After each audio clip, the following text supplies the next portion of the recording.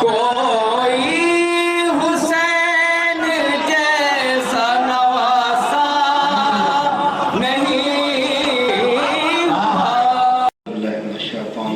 بسم اللہ الرحمن الرحیم نحمده ونصلی علی رسوله الکریم وآلہ الطیبین الطاہرین المعصومین اما بعد فقد قال اللہ تبارک و تعالی فی محکم کتابہ الحکیم وهو اصدق الصادقین بسم اللہ الرحمن الرحیم کل شیء احصیناہ فی امام مبین صلوات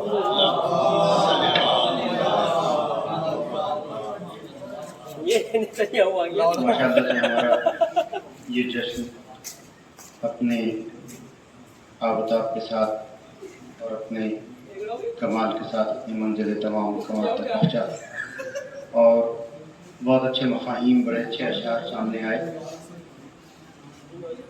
تنویہ کلام بعض شعراء نے پیش کیا. ان کی والدہ کا نام حدیثہ کچھ شعراء نے استعمال کیا، سوسن کا بھی استعمال ہوا، اور یہی مقصد محفل ہے کہ ان کے ذکر کو عام کیا جائے. ابھی نوشہ صاحب پڑھ رہے تھے اور آخر میں پھر انہوں نے اس شعر کو پڑھا جہاں پر انہوں نے بات ختم کی. تمیز سے بات کو آگے بڑھاؤں کہ صرف خیبر و خندق کے واقعات ہی نہیں پڑھنے چاہیے بلکہ ان کی پوری تاریخ پڑھنی چاہیے. ان کی شجاعت بھی بیان ہونی چاہیے، ان کی عبادت بھی بیان ہونی چاہیے، ان کی شرافت بھی بیان ہونی چاہیے، ان کی کرامت بھی بیان ہونی چاہیے. اس لیے کہ یہ سب کی سب چیزیں جب بیان کی جائیں گی تبھی تو ہماری نوجوان نسل کو تعلیم ملے گی. ورنہ بہت نہیں، میں تو اپنی بات کو مربوط کرنے کے لیے آپ نے اپنی جگہ بالکل کہا، میں اس کو کوئی اعتراض نہیں کر رہا، کوئی تنقید نہیں ہے. اپنی بات کو آگے بڑھانے کے لیے اس لیے کہ ان کی سوانح ہیں اب تو بیان کیا جائے. اب ستم ذریعی کیا ہے؟ مستقی باتیں آتی ہیں. ہمارے ائمہ معصومین کی شہادت کی جو تواریخ ہیں اس میں مجالس ہوتی ہیں اور سلسلہ بیرونی ذاکر کا ایسا ہمارے ذہنوں میں اٹھا گیا اور پھر بعد میں مجھے سے آدمی کے پاس آگے شکایت کرتے ہیں صاحب فلاں مولانا صاحب آئے تھے، چھٹے امام کی مجلس پڑھ گئے، فضائل علی مسائل حسین مجلس تمام، چھٹے امام کا نام بھی نہیں دیا. ارے بھائی تو بلانے والے تو آپ ہی ہیں. تو چھٹے امام کی اگر مجلس ہو رہی ہے تو چھٹے امام ہی کے فضائل بیان ہونے چاہیے، چھٹے امام کے مسائل بیان ہونے چاہیے. اسی اعتبار سے میں ذکر کر رہا ہوں کہ اگر ہمارے 11ویں امام کا تذکرہ ہے، 11ویں امام کی محفل ہے تو 11ویں امام کے تمام واقعات بیان ہونے چاہیے. وہ شریف بھی تھے، وہ عبادت گزار بھی تھے، وہ زاہد بھی تھے، وہ سخی بھی تھے. ہر فضیلت بیان ہونی چاہیے اور صرف بیان ہی نہیں ہونی چاہیے بلکہ اس سے ہمیں کسب فیض کرنا چاہیے. ان کے ایک ایک جملہ، ایک ایک حدیث اتنی معقول، اتنی بہترین کہ میرا ایک سلسلہ جب تک یہ صحافت پرنٹڈ آیا کرتا تھا تو میں اقوال ہر معصوم کے بیان کیا کرتا تھا اس کو شہادت پر، ولادت پہ، اور انشاءاللہ دیکھیے ایک کتاب کی شکل میں وہ عنقریب آنے والی بھی ہے. ایک ایک حدیث ایسی ہے جو سارا سمندر جیسے کوزے میں سمٹ جائے. ہمارے 11ویں امام نے فرمایا کہ تمام برائیاں گھر میں بند ہیں اور جھوٹ اس کی کنجی ہے. عجیب بات ہے کہ ساری برائیوں کی جڑ مولا نے بتائی کہ جھوٹ ہے. اور جھوٹ کتنا عام ہے، اور جب سے ایک وقت موبائل کا ہجرا ہوا ہے جب سے جھوٹ اتنا عام ہو گیا کہ کسی نے معلوم کیجیے کہاں ہے، بیٹھا ہوا ہے گھر پہ، کہتا ہے راستے میں ہوں. اتنا عام ہو گیا ہے موبائل سے جھوٹ، اور اتنا کم سمجھا جاتا ہے، خفیف سمجھا جاتا ہے. جبکہ جھوٹ مولا کہتے ہیں کہ ایک گھر میں اگر ساری کی ساری برائیاں بند ہیں تو اس کی کنجی کا نام جھوٹ ہے. ایک جملے میں اب آپ اندازہ کیجئے کہ سلسلہ نبی کی حدیث سے کتنا ملتا جلتا ہے. نبی نے فرمایا اولنا محمد و اوسطنا محمد و آخرنا محمد بل کلنا محمد. 11ویں امام ایک جملے میں سمندر کو کوزے میں سمیٹ رہے ہیں، بالکل اسی انداز سے جیسے مولا کائنات نے نہج البلاغہ میں کلمات قصار میں سمندر کو کوزے میں سمیٹا. اور یہ سلسلہ یہیں تک محدود نہیں ہے بلکہ رسول اسلام کی حدیث ایک جملہ سمندر کوزے میں سمیٹ دیا گیا. اور سلسلہ اور آگے بڑھے تو پروردگار نے قرآن کریم میں ایک جملے میں ایسی ایسی باتیں بیان کرتی ہیں کہ اگر انسان اس کو بیان کرنا چاہے تو قیامت تک وہ بیان نہیں کر سکتا.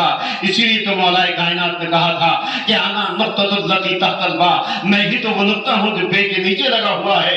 اگر اس کو سمیٹ دیا، اگر اس کو پھیلا دیا جائے تو یہی 30 پاروں کو قرآن بن جائے، اور 30 پاروں کو سمیٹ دیا جائے تو وہی بے کا ایک نقطہ بن جائے. فن ہے مولا کی تخلیق. لہذا کچھ شعراء نے تذکرہ کیا. ابھی ایک صاحب پڑھ رہے تھے کہ بہت سے واقعات، میں زیادہ تفصیل سے واقعات نہیں، صرف اشارہ میں آپ کی خدمت میں عرض کر دوں. مولا کے دور میں کیا گئے، امام کے دور میں ایک شخص کو خط سوار ہوا اور اس نے تضاد قرآن نام کی ایک کتاب لکھنی شروع کی. تضاد قرآن، اسحاق کندی. اس لیے کہ قرآن کو پڑھنا اور ہے، سمجھنا اور ہے. ہر کس ناجس کے بس کی بات نہیں ہے قرآن پڑھنا سمجھنا. بعض آیات ایسی ہیں کہ جو سر سے اتر جاتی ہیں. اس نے پڑھنا شروع کیا، پڑھ کے سمجھا کہ صاحب یہ آیت فلاں آیت کے جس ثبوت کے متضاد ہے، تو تضاد قرآن کے نام سے ایک کتاب لکھنے شروع کی. اور دیکھیں ایک ایسا انسان، اسحاق کندی کوئی عام انسان نہیں ہے، بہت پڑھا لکھا انسان ہے، قرآن کے تضاد کو جمع کر رہا ہے، کوئی عام انسان نہیں ہے وہ. اب ایسے انسان کو ایک جملے میں سمجھا لینے کے لیے کام والے امام تھے، ایک جملے میں. اس لیے کہ جو امام کا شاگرد خاص ہے، صحابی ہے، وہی اس کے پاس بیٹھتا ہے. اس نے ذکر کیا، امام نے ایک جملہ کہا کہ اس سے جا کے صرف اتنا پوچھنا کہ جو تو سمجھائے وہی مقصود پروردگار بھی ہے. صرف ایک جملہ کہ جب تیری سمجھ میں آ رہا ہے، جو تو سمجھ رہا ہے، کیا وہی مقصود پروردگار ہے؟ بھئی غالب کی شرح کی کتنی غالب کے کلام کی کتنی شرح لکھی جا چکی؟ ہر آدمی اپنی الگ شرح لکھ رہا ہے. کس کے شعر کا کون سا کیا مطلب ہوتا ہے ہر آدمی یکساں نہیں سمجھتا. تو امام کا ایک جملہ اتنا متاثر ہوا، وہ شخص اتنا متاثر ہوا، اس نے کہا کہ یہ جملہ تو نے کہا ہے یا کسی اور نے کہلوایا؟ سمجھدار تھا، پڑھا لکھا تھا. کہا نہیں میں نہیں کہا. کہا نہیں تو نہیں کہہ سکتا، یہ جملہ بہت بڑا ہے.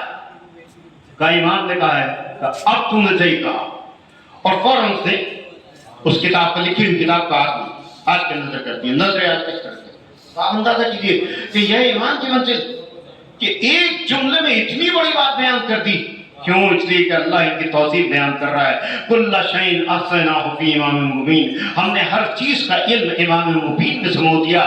یہی وجہ ہے کہ ایک بہت بزرگ صاحبہ جو ہمارے 5ویں امام سے ایک سنگریزہ لے کے جاتی تھی اور پوچھتی تھی آپ امام ہیں؟ انہوں نے کہا امام ہوں، میں نائب رسول ہوں. کہ اس سنگریزے کو مہر لگا دیجئے. اسے صاحبۃ الحساب کہا جانے لگا تھا کہ پتھر پہ مہر لگانا یہ صاحب کمال ہی کے بس کی بات ہے. وہ پیش کرتی تھی کہ آپ کے آباء و اجداد نے مہر لگائی ہے، اگر آپ بھی امام ہیں تو آپ بھی لگائیے. 10ویں امام کے دور میں اس کا انتقال ہو گیا، لیکن 11ویں امام کے دور میں اس کا بیٹا آگے بڑھا. وہی سنگریزہ لے کے آیا اور کہا کہ اگر آپ امام ہیں تو اس پہ مہر لگائیے. امام نے اپنی مہر ثبت کر کے اس کو بتایا کہ جس انداز سے رسول اسلام مہر پتھر پہ ثبت کرتے تھے، جیسے حضرت علی ثبت کرتے تھے، اور اس کے بعد ہمارے والد ماجد امام علی نقی علیہ السلام ثبت کیا کرتے تھے، بالکل اسی انداز سے میں بھی ان کا ولی ہوں. اور اسی انداز سے آپ نے سنگریز پہ مہر ثبت کر کے بتایا کہ ہم میں کوئی فرق نہیں ہے، نہ گفتار میں کوئی فرق ہے، نہ رفتار میں کوئی فرق ہے، نہ کردار میں کوئی فرق ہے.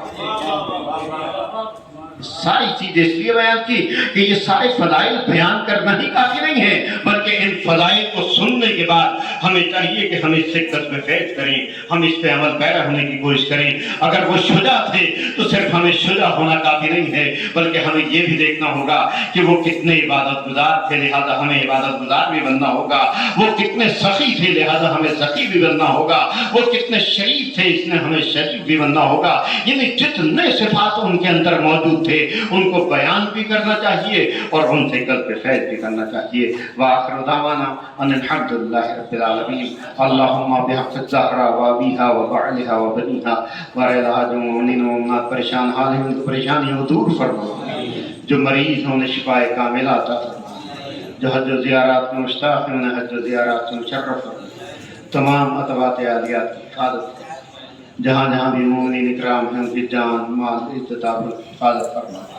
بار اللہ حاضرین محفل، شعراء محفل، شرکاء محفل، بانیان محفل، دامی کرم سخن قدم، جس اعتبار سے جو بھی اس محفل میں شریک ہوا ہے اس کی توفیقات میں اضافہ فرما اور حاضرین محفل کی دلی و شریک حاجات قبول فرما. ہمارے دعائی جو اقربا مرحوم ہو چکے ہیں ان کی جوار رحمت کی جگہ عنایت فرما. ہمارے آخری امام کے ظہور میں تعجیل فرما. ہمیں ان کے انصار و اعوان